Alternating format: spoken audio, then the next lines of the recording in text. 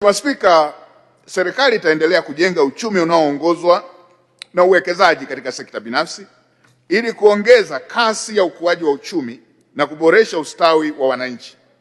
Ili kuonesha dhamira ya dhati ya kutekeleza malengo hayo, katika mwaka 2025-2026 miradi 927 yenye thamani ya dola za Kimarekani bilioni 11.08 ilisajiliwa.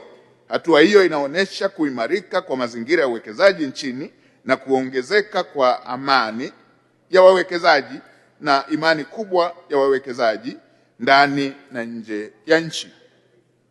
Katika mwaka 2026-2027 serikali itaendelea na uwekezaji wa kimkakati katika maeneo mbalimbali ikiwemo eneo maalum la kiuchumi la Bagamoyo, Liganga na Mchuchuma pamoja na miradi ya magadi soda kule Engaruka. Vile serikali itaendelea kuweka mazingira wezeshi ya kukuza na kuvutia uwekezaji hapa nchini na kuratibu uwekezaji kama ambavyo umeelekezwa kupitia utekelezaji wa dira ya 2050 kupitia mipango ya mwaka ya muda mrefu pamoja na muda wa kati. Mheshimiwa Spika, tukirejea upande wa sekta za uzalishaji, tukianza na kilimo mazao, baba wa taifa na mwanafalsafa hayati Mwalimu Julius Kambarage Nyerere katika kitabu chake kiitwacho Mtu na Maendeleo cha mwaka 1974 alisema kuwa, ninaomba kunukuu, maendeleo ya kweli huanza pale wananchi wanapoweza kuzalisha chakula cha kutosha na kuwatosha wenyewe, mwisho wa kunukuu. Serikali kwa kutambua umuhimu huo imeendelea kuimarisha hali ya upatikanaji wa chakula ambapo tani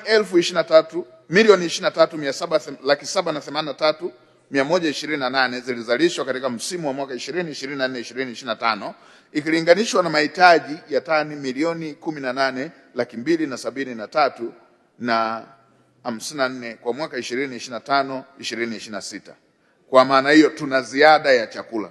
Tulizalisha tani milioni 23.7, mahitaji yakiwa tani milioni 18.3, na hivyo kuihakikishia nchi usalama wa chakula kwa zaidi ya 130%.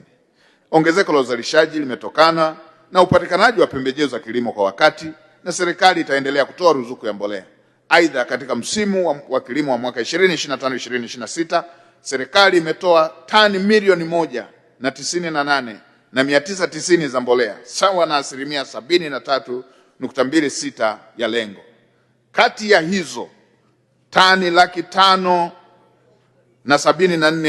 574,664.99 zenye thamani ya zaidi ya shilingi trilioni 1.3 zimesambazwa kwa wakulima 526,044 kupitia mpango wa ruzuku. Hatua hiyo inachochea ongezeko la matumizi ya mbolea na tija katika uzalishaji.